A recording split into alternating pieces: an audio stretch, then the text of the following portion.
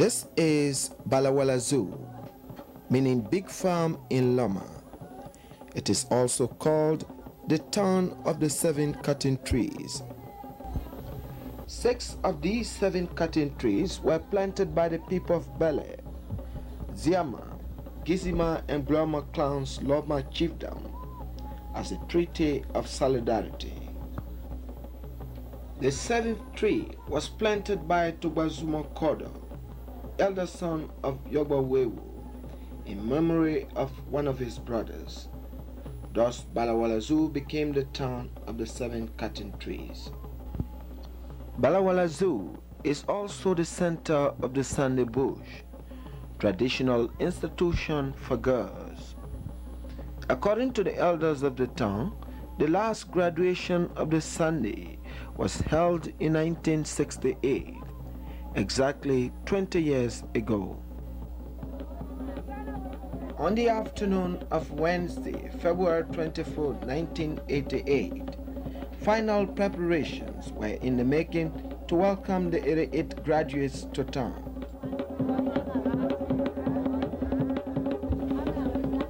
On the other hand, the men were busy constructing a fence and building platforms around an open field where the Sunday girls were to perform for 3 consecutive days as part of the program. At 10 a.m. on Thursday, February 25, 1988, ceremonies marking the breaking of the Sunday Bush in Balagwalazu commenced. Parents, guests, and well-wishers gathered in the center of the town. The kondo talking drum sounded. Then came the Zoes, principals, administrators, and teachers of the Sunday. They had come to town for the first time after 2 years to perform some rituals before the coming of the students. Many gifts were offered them, including money, rice, and many other things. 3 ladies were inducted at this ceremony as Zoes. They had to take care of the next section of the Sunday.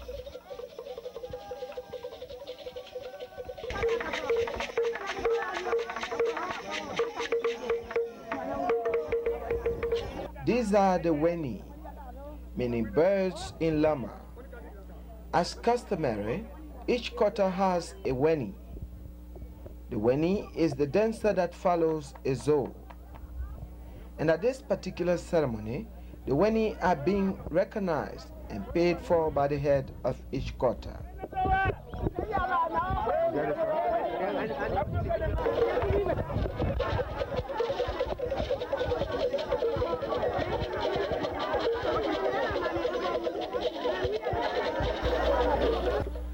After the buying of the Winnie, the 3 successful ladies who had met with all the requirements to become Zoes were paid for and inducted to administer the affairs of the next Sunday Bush. As customary, the price of a Zoe include a white chicken, kola nuts, country salt, country rice, country money, and country cloth.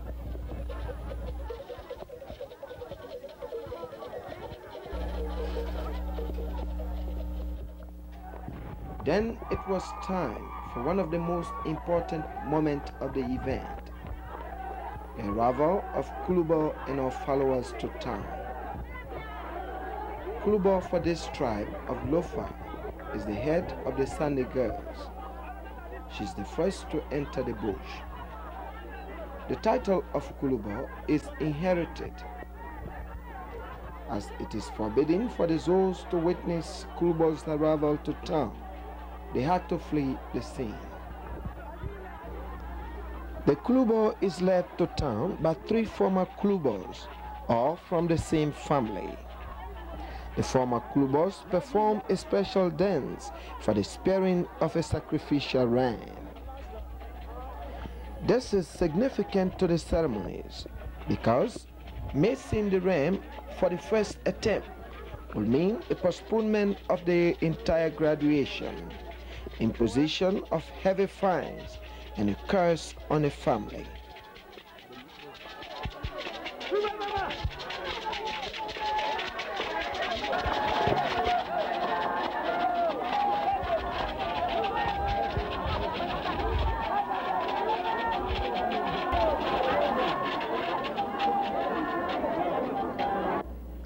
Then came the tense moment when Kulubo was given the spear to execute the act. Many became speechless. The musicians and singers became nervous. As a result, there were constant interruptions of the music.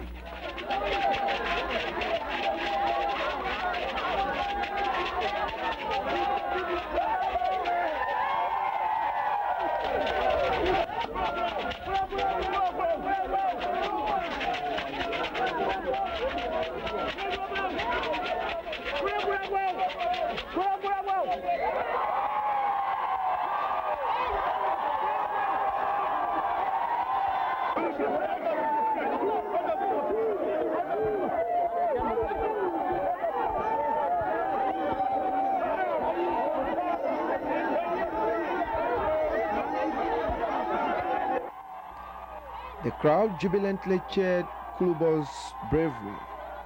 She had finally succeeded. The women later took the ram to the bush. Then Kulubo and her followers danced through the town and paid respect to their elders.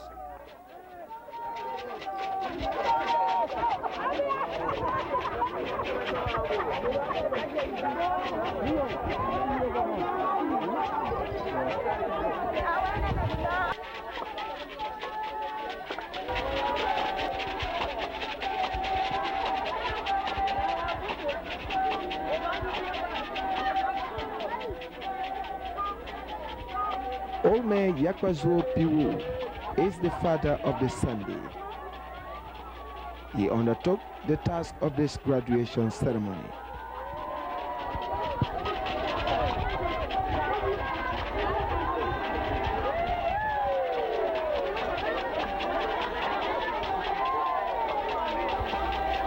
Those who lost their relatives while in the bush also paid their respect by dancing on the grave.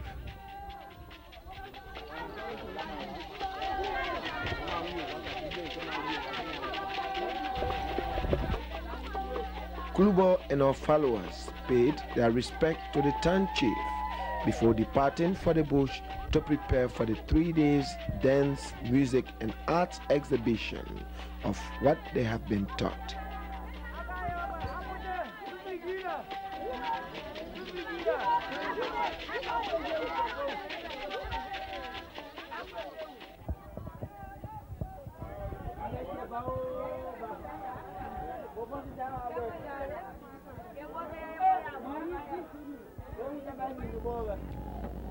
On Friday, February 26th, the day's activities started at dawn. The Sunday girls were called through the sound of drums beaten by 2 ladies. Finally, the dancers approached the fence built to separate the bush from the town. Unexpectedly, the girls began to push the fence. It fell. It was all broken up. According to the zoos, this indicated that there was no obstacle that would prevent the girls from performing.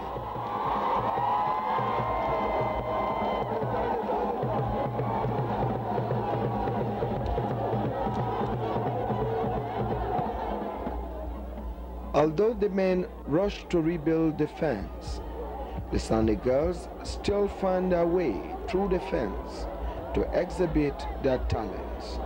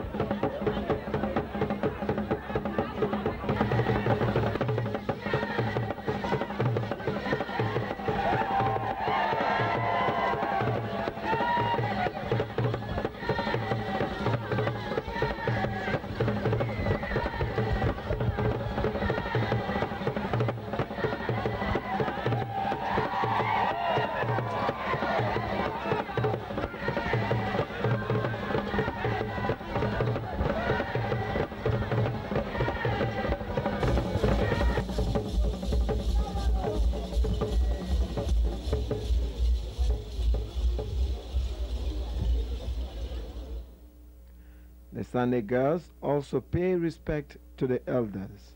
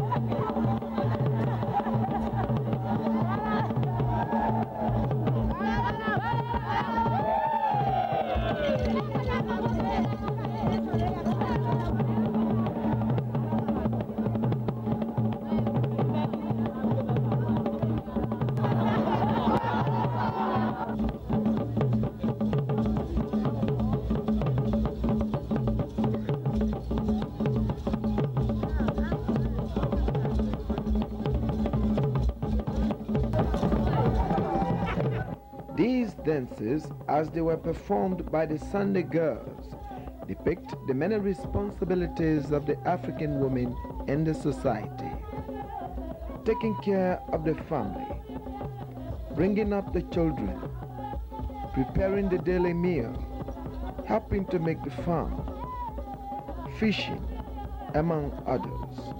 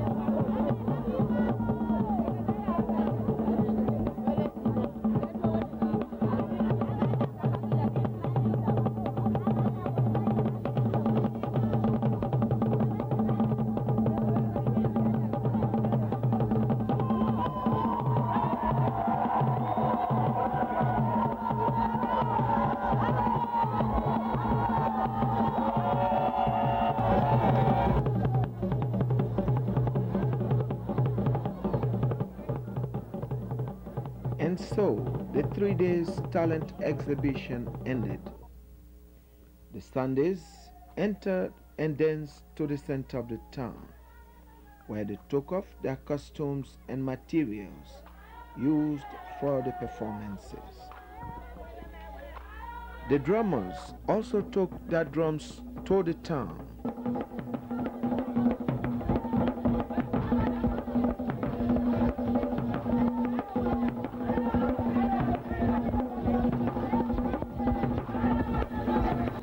came the sad moment when the drummers and the dancers had to leave each other.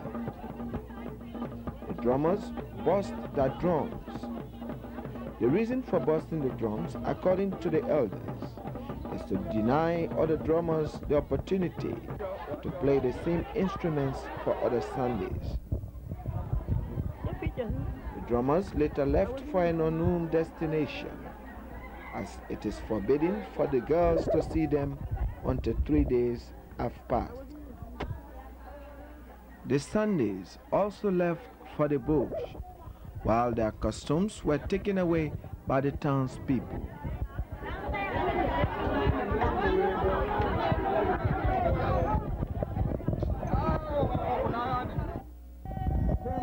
Monday, February 29, was the day of the graduation. It all began with the firing of a cannon made by local blacksmiths. The Zols, accompanied by their assistants, led the procession of the graduates to town. 242 girls had completed the requirements of the school. Because of the present Western school introduced in the area, all of the girls did not stay for 2 years. Some joined their friends just at the end of the school year. As a mark of respect, the graduates marched this way in town with their heads bowed. Indeed, it was a grand occasion for the townspeople. The elders welcomed the Zoo and their students to town.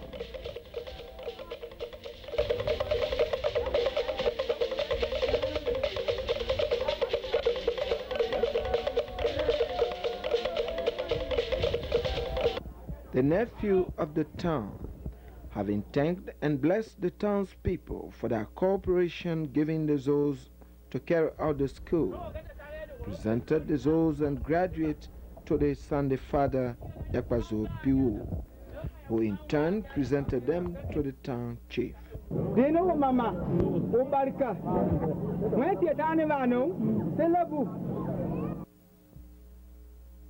The town chief and his people expressed happiness and appreciation to the Zoos for taking good care of the children. They later presented token of appreciation to the Sunday mother.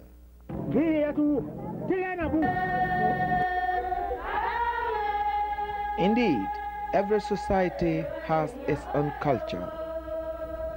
And this culture, according to the head Zoo, Old Lady Kopo Zigli, does not only reveal the specific personality of the community, but also makes it intelligible to others. Liberia's culture is rich and authentic, and the need to preserve and promote those rich values which were left by our forefathers cannot be overemphasized. Unless we can accept and appreciate this way of life of our people and build on it, useful achievements will not be made in all of the sectors of our national development.